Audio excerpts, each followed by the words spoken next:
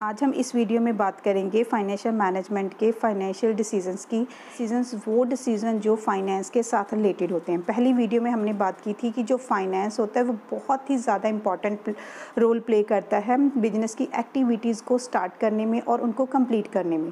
तो जो बिजनेस की एक्टिविटीज़ को कंप्लीट करने के लिए या उसको स्टार्ट करने के लिए एक जो फाइनेंस मैनेजर होता है उसको बहुत सारे डिसीजंस लेने पड़ते हैं। और वो कौन कौन से डिसीजंस हो सकते हैं? First one investment decision, second is the financing decision and third one is the dividend decision. तो सबसे पहले बात करते हैं हम इन्वेस्टमेंट डिसीजन की कि इन्वेस्टमेंट डिसीजन क्या है। इन्वेस्टमेंट डिसीजन वो होता है कि जो हमें हेल्प करता है, एक बिजनेस पर्सन को हेल्प करता है कि जितना भी उसके पास फ़ंड अवेलेबल है या जो फ़ंड उसने रेज़ किया है, अरेंज किया है, उस फंड का वो बेस्ट यूज़ कहाँ पे करे। तो हर जो बिजनेस पर्सन है वो यही चाहता है कि वो ऐसी जगह या ऐसी एसेट में अपना पैसा जो है इन्वेस्ट करे ताकि जो उसको फ्यूचर में उसके ऊपर बहुत अच्छी रिटर्न मिले या उससे ज़्यादा उसको रिटर्न मिले, कि जितनी कॉस्ट वो अपनी एसेट में या अपनी इन्वेस्टमेंट में लगा रहा है उससे ज़्यादा उसको रेट ऑफ रिटर्न मिले। तो इन्वेस्टमेंट डिसीजन ये डिसीजन लेने में जो फाइनेंस मैनेजर उसकी हेल्प करता है। तो जो इन्वेस्टमेंट डिसीजन होता है उसको दो पार्ट में डिवाइड किया जाता है, long term investment decision and short term investment decision. Long term investment को हम कैपिटल बजटिंग डिसीजन भी बोलते हैं और ये लॉन्ग टर्म की एसेट के साथ रिलेट होते हैं। इनका जो टाइम पीरियड होता है वो 5 to 10 ईयर्स का होता है और इसमें जो अमाउंट लगा होता है, जो इन्वेस्टेड अमाउंट होता है वो भी ह्यूज होता है और ये एक बार ही लिए जाते हैं। इनको हम दोबारा या जल्दी चेंज नहीं कर सकते, इसलिए इनको हम इरिवर्सिबल नेचर के डिसीजंस भी बोलते हैं। तो जो लॉन्ग टर्म के डिसीजन है वो फिक्स एसेट के साथ रिलेट होते हैं, जैसे कि अगर किसी पर्सन ने कोई बिजनेस में अपनी लैंड को इंक्रीज़ करना है या लैंड को बाय करना है, कोई प्लांट एंड मशीनरी को बाय करना है, तो वो किस में आएंगे? लॉन्ग टर्म में। सेकंड है short term investment decision. Short term investment decision mean working capital decision, कि ये शॉर्ट टाइम के लिए होते हैं और इनको लेने के लिए हमें वर्किंग कैपिटल को चेक करना पड़ता है कि कंपनी की जो वर्किंग कैपिटल है वो कितनी है। अब जो वर्किंग कैपिटल है वो क्या है? वर्किंग कैपिटल वो होती है जो कंपनी के डेली के एक्सपेंसेस को इनकर करने में हेल्प करती है। ठीक है, ये कंपनी को बताती है कि उसके पास कितने डेटर्स होंगे, कितने ट्रेड रिसीवेबल्स होंगे, कितने बिल रिसीवेबल्स होंगे और कितने उसके पास कैश होना चाहिए, ताकि वो अपनी जो कंपनी की है लिक्विडिटी को मेंटेन रख सके। तो जो शॉर्ट टर्म डिसीजंस होते हैं वो केस के हिसाब से लिए जाते हैं, वर्किंग कैपिटल के हिसाब से लिए जाते हैं। नेक्स्ट हमारा टॉपिक आ जाता है फैक्टर अफेक्टिंग इन्वेस्टमेंट डिसीजंस, कि ऐसे कौन कौन से फैक्टर्स हैं जो हमें इन्वेस्टमेंट डिसीजन लेने में हेल्प करते हैं। फर्स्ट वन है cash flow of the project, कि अगर कंपनी की जो कैश फ्लो है वो बहुत ज़्यादा अच्छी है तो कंपनी क्या कर सकती है? पैसा इन्वेस्ट कर सकती है। ठीक है, तो उसको ऐसे कौन से बेस्ट ऑल्टरनेटिव में या कौन से ऐसे प्रोजेक्ट में या एसेट में पैसा इन्वेस्ट करना चाहिए कि उसको उसके बदले जो उसकी रिटर्न है वो उसको ज़्यादा मिले फ्यूचर में। तो जैसे अब हम एग्जांपल लेते हैं कि मैंने दो प्रोजेक्ट चूज़ किए हैं, प्रोजेक्ट 1 और प्रोजेक्ट 2। उन दोनों का जो इन्वेस्टमेंट प्राइस है वो सेम है 20,000। मैंने उन प्रोजेक्ट में क्या है? पैसा लगाना है अपना, और एक प्रोजेक्ट 1 से मुझे जो रिटर्न है फ्यूचर में वो कितनी मिलेगी? 40,000, और सेकंड वाले से मुझे मिल रही है 60,000। तो डेफिनेटली मैं कौन सा प्रोजेक्ट चूज़ करूँगी? प्रोजेक्ट 2, क्योंकि उसमें से मुझे क्या मिल रहा है? उसमें से मुझे ज़्यादा रेट ऑफ रिटर्न मिल रहा है कि मैंने उसके ऊपर जस्ट 20,000 रुपीज़ इन्वेस्ट किए थे और उसके बदले में मुझे 60,000 मिल रहे हैं। तो ठीक है, तो हर कोई बिजनेस मैनेजर या बिजनेस पर्सन यही चाहता है कि वो ऐसी जगह पैसा इन्वेस्ट करे जहाँ से उसको जो रिटर्न है वो ज़्यादा मिले। तो जो कंपनी जब पैसा इन्वेस्ट करती है तो आउटफ्लो बोलते हैं, और जब वो पैसा उसके ऊपर उसकी जो रिटर्न आती है, उसकी जो इनकम होती है, उसको क्या बोलते हैं? इनफ्लो बोलते हैं।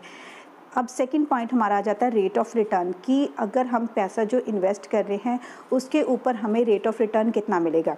अब जैसे मैंने एग्जांपल ली थी कि मेरे पास दो प्रोजेक्ट थे, दोनों में मैंने पैसा सेम इन्वेस्ट किया था। एक से मुझे 40,000 मिल रही थी रिटर्न और दूसरे से मुझे 60,000 मिल रही थी, राइट। तो इसके ऊपर जो रेट ऑफ इंटरेस्ट है, मतलब प्रोजेक्ट 1 से मुझे सपोज़ कि 10% की रेट ऑफ रिटर्न मिली और सेकेंड वाले से मुझे 15% की मिली। तो मैंने कौन सा चूज़ किया था? प्रोजेक्ट 2, क्योंकि मुझे वहाँ पर ज़्यादा प्रॉफिट नज़र आ रहा था, मुझे वहाँ से ज़्यादा इनकम रिसीव हो रही थी, तो मैं डेफिनेटली प्रोजेक्ट 2 में जाऊँगी। अब ये भी बात ध्यान में रखने वाली है कि जहाँ पे रेट ऑफ इंटरेस्ट बहुत ज़्यादा होता है वहाँ पे क्या है? रिस्क भी ज़्यादा होता है। जो रेट ऑफ रिटर्न है उसके साथ ही रिस्क भी इन्वॉल्व होता है, तो जितना रेट ऑफ इंटरेस्ट होगा उतना ही ज़्यादा हमें क्या है? रिस्क उठाना पड़ेगा। ठीक है। तो जब हम डेट में पैसा लगाते हैं तो उसमें रिस्क ज़्यादा होता है, क्योंकि उस पे हमें जो पेमेंट होती है वो भी करनी पड़ती है और साथ में हमें जो फिक्स्ड रेट ऑफ इंटरेस्ट है वो भी पे करना पड़ता है, ठीक है। तो जो शेयर होल्डर का फंड होता है उसमें ऐसा कोई भी जो रेट ऑफ रिटर्न है या रेट ऑफ इंटरेस्ट है ऐसा हमें कुछ भी पे नहीं करना पड़ता, तो वो जो होता है कम रिस्की होता है as compare to the debt. Third है हमारा इन्वेस्टमेंट क्राइटेरिया इन्वॉल्व, कि जब भी हम पैसा इन्वेस्ट करते हैं तो हमारे पास डिफरेंट टाइप के सोर्सेज होते हैं, हमारे पास बहुत सारे ऑल्टरनेटिव सोर्सेज होते हैं, उनमें से हमने चूज़ करना होता है। तो इसके साथ साथ क्या है, हमारे पास बहुत सारे हमारे पास फ़ंड होता है अवेलेबल, हमारे पास रेट ऑफ रिटर्न का है, कैश फ्लो है। तो ये सारी की सारी टेक्निक्स और वेज़ होते हैं जो हमें बताते हैं कि इन्वेस्टमेंट कहाँ पे करनी चाहिए, ऐसे कौन से सोर्स में हम पैसा इन्वेस्ट करें कि हमारे पास जो रिटर्न है वो हमें ज़्यादा मिले। तो बहुत सारी जो टेक्निक्स इन्वॉल्व होती हैं, क्राइटेरिया इन्वॉल्व होते हैं, वो हमें इन्वेस्टमेंट डिसीज़न को लेने में हेल्प करते हैं। सेकेंड टाइप ऑफ डिसीज़न हमारा आ जाता है फाइनेंसिंग डिसीज़न। ये डिसीज़न फाइनेंस के साथ रिलेटेड होता है। ये बिजनेस पर्सन को हेल्प करता है कि उसने लॉन्ग टर्म सोर्सेज में से ऐसे कौन से सोर्स में अपना पैसा जो है रेज़ करना है, कि वो कहाँ से जो पैसा है अरेंज कर सकता है जो जिससे वो अपनी बिजनेस की एक्टिविटीज़ को कंप्लीट कर सके, ठीक है। तो बिजनेस पर्सन के पास दो वेज होते हैं लॉन्ग टर्म में पैसा रेज़ करने के लिए। एक होता है डेट, एक होता है इक्विटी। डेट का हम ऑलरेडी मीनिंग पढ़ चुके हैं। डेट मीन्स जो आउटसाइडर लाइबिलिटी होती है उसमें वो पैसा जो है रेज़ कर सकता है। और सेकंड होता है इक्विटी, शेयर होल्डर का अपना फ़ंड जो उसने रिटेन करके रखा हुआ है, जो उसने रिज़र्व करके रखा है, जो अपनी सेविंग्स में से वो अपने पैसे को यूज़ कर सकता है अपने बिजनेस की एक्टिविटीज़ को कंप्लीट करने में या अपने बिजनेस के फाइनेंस को रेज़ करने के लिए। नेक्स्ट टॉपिक हमारा आ जाता है फैक्टर अफेक्टिंग फाइनेंसिंग डिसीजन। से कौन से फैक्टर्स हैं जो हमें फाइनेंस के रिगार्डिंग डिसीजन लेने में हेल्पफुल होते हैं। फर्स्ट वन है कॉस्ट। जब भी कोई बिजनेस पर्सन अपना पैसा जो है फाइनेंस में लगाता है, फाइनेंस अरेंज करता है, तो उसमें उसकी जो कॉस्ट होती है वो भी इन्वॉल्व होती है। अगर वो डेट में पैसा लगा रहा है तो उसमें क्या है, उसकी जो कॉस्ट वो है वो भी इंक्लूड है। जैसे उसके ऊपर उसको फिक्स रेट ऑफ इंटरेस्ट जो है उसको पे करना पड़ता है, ठीक है। तो ऐसा शेयर होल्डर के फंड में ऐसा कोई केस नहीं होता, उसको कोई भी रेट ऑफ इंटरेस्ट जो है वो नहीं पे करना। सेकंड है रिस्क, कि जब भी कोई पैसा जो फाइनेंस किया जाता है उसके ऊपर जो है रिस्क इन्वॉल्व होता है। डेट है, डेट में क्या है, रिस्क जो होता है इन्वॉल्व होता है कि उसको कि जो अगर पर्सन डेट में पैसा इंक्रीज़ कर रहा है, पैसा रेज कर रहा है, तो उसमें उसको एक पेमेंट भी करनी पड़ती है। उसको प्रिंसिपल अमाउंट के साथ साथ जो इंटरेस्ट है उसको भी पे करना पड़ता है, और वो हमें हर कीमत पे जो है रिटर्न करना ही पड़ता है, क्योंकि एक वो बोरड फंड है, और जो बोरड फंड होता है वो हमें एक ना एक टाइम पे जो फिक्स टाइम होता है, जहाँ उसकी मैच्योरिटी टाइम होती है, तो वो हमें पे करना ही पड़ता है, चाहे हमें लॉस हो या फिर हमें प्रॉफिट। फ्लोटिंग कॉस्ट, की जो फ्लोटिंग कॉस्ट होती है वो क्या होती है, फ्लोटिंग कॉस्ट एक ऐसा अमाउंट होता है जो ऐसा चार्जेस होते हैं जो कंपनी को अपनी एक्टिविटीज़ या फंड रेज करने के स्टार्टिंग टाइम पे करने पड़ते। जैसे कंपनी ने या एक बिजनेस पर्सन ने अपना पैसा जो है इक्विटी में लगाया है, तो इक्विटी में अगर वो पैसा लगाता है तो उसको बहुत सारी जो फ्लोटिंग कॉस्ट के चार्जेस होते हैं वो पे करने पड़ते हैं। जैसे प्रोस्पेक्टस इशू करना हो गया, ठीक है। सेकंड हो गया कोई अंडर राइटिंग कमीशन है वो पे करनी है, या कोई बैंक चार्जेस होते हैं वो पे करने हैं, तो ये सारे फ्लोटिंग कॉस्ट में आते हैं। तो जो डेट होता है उसमें इस तरह के कोई फ्लोटिंग कॉस्ट या फ्लोटिंग चार्जेस नहीं होते, क्योंकि वो एक बोरड फंड है, उसमें जस्ट एक कॉन्ट्रैक्ट होता है कि आपने इतने फिक्स रेट के ऊपर इसको रिटर्न करना है।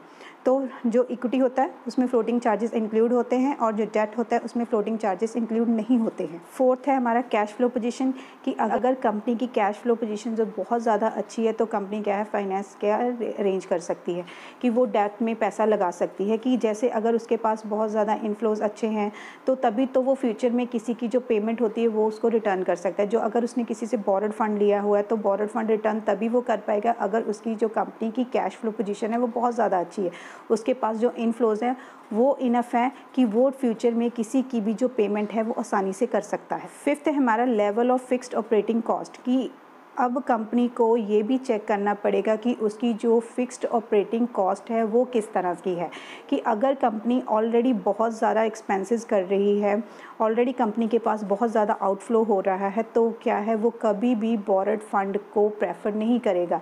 वो ऑलरेडी बहुत सारे खर्चे कर रहा है, जैसे रेंट ऑफ बिल्डिंग पे कर रहा है, किसी की पार्टनर्स की सैलरी पे कर रहा है, ठीक है, या फिर कोई अदर इंटरेस्ट पे कर रहा है या इंश्योरेंस प्रीमियम पे कर रहा है, तो उसके पास तो ऑलरेडी बहुत सारे खर्चे हैं, वो अपने खर्चों को कैसे इनकम कर पाएगा। तो बोरोड फंड एक ऐसा फंड होता है जो फिक्स्ड रेट ऑफ इंटरेस्ट के साथ पे करना पड़ता है।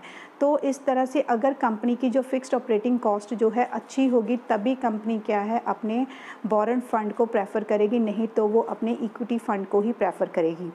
द कंट्रोल कंसिडरेशन की अब इसमें ये चेक किया जाता है कि जो फाइनेंस मैनेजर है उसने ये डिसीज़न लेना होता है कि वो अपने जो कंट्रोल है, शेयर होल्डर्स का जो कंट्रोल है, वो उसको मार्केट में लेके जाए या ना लेके जाए। मींस कि अगर वो अपने शेयर्स को मार्केट में सेल करता है तो जितनी ज़्यादा इक्विटी शेयर होल्डर्स होंगे उतना ही ज़्यादा क्या है उसका जो कंट्रोल है वो स्प्रेड होगा, उतना ही ज़्यादा जो कंट्रोल है उसके हाथ से निकल जाएगा। तो अब फाइनेंस मैनेजर ये डिसाइड करता है कि उसको अपना जो कंट्रोल है वो मार्केट में अदर शेयर होल्डर के पास लेके जाना चाहिए या नहीं लेके जाना चाहिए।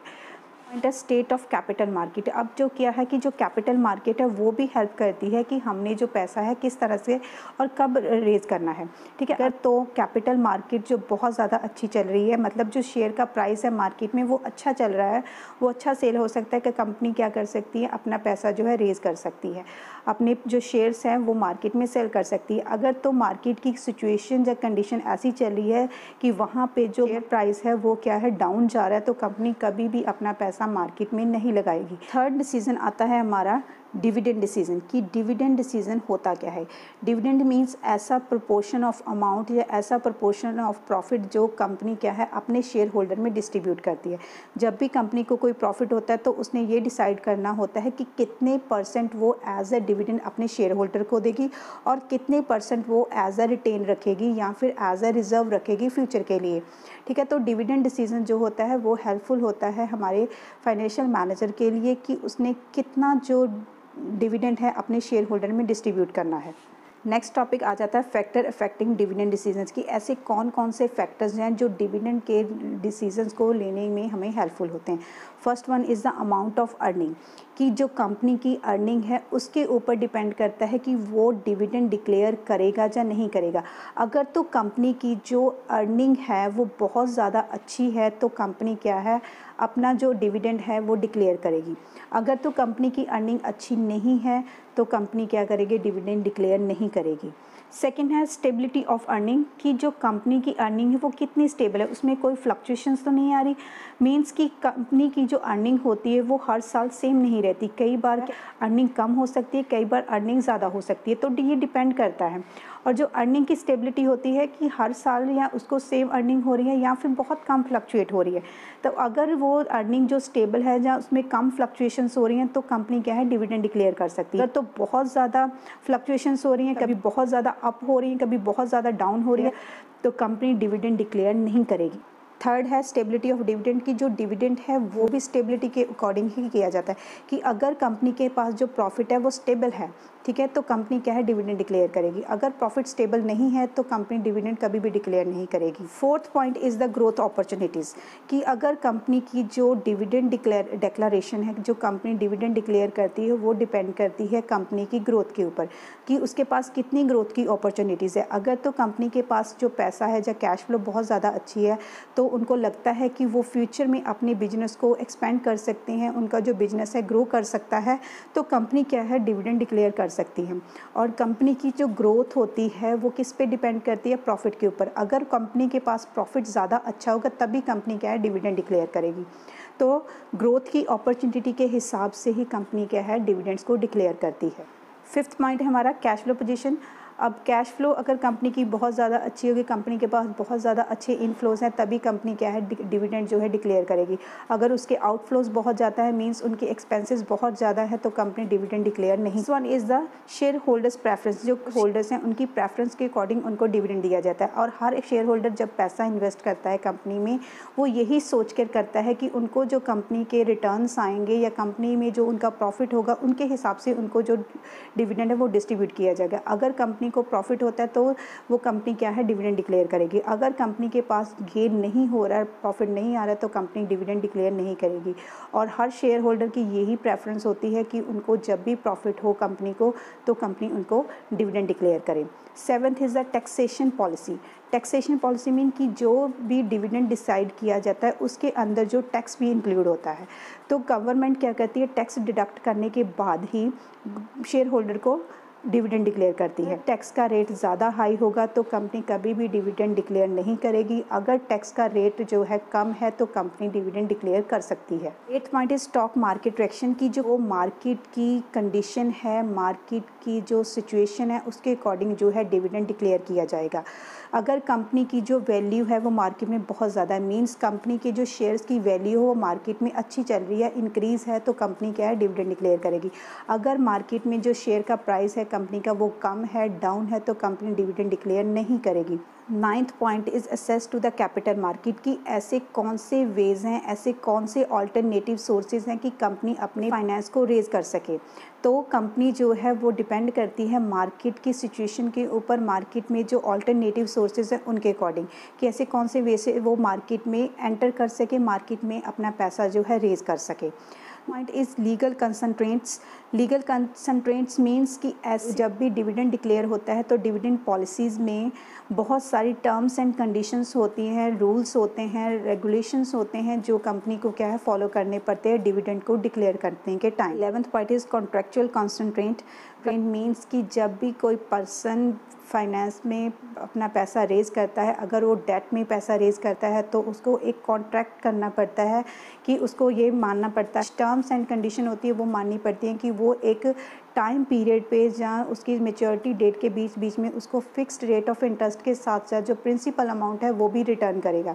अगर तो कंपनी की जो कंपनी की कैश फ्लो अच्छी है, अर्निंग अच्छी है, प्रॉफिट अच्छे हैं, तो कंपनी क्या है टाइम पे उसकी जो पेमेंट है वो कर सकता है। तो जो डेट होता है उसमें बहुत सारी टर्म्स एंड कंडीशंस होती हैं और जो शेयर होल्डर फंड होता है उसमें ऐसी ज़्यादा टर्म्स एंड कंडीशंस नहीं होती।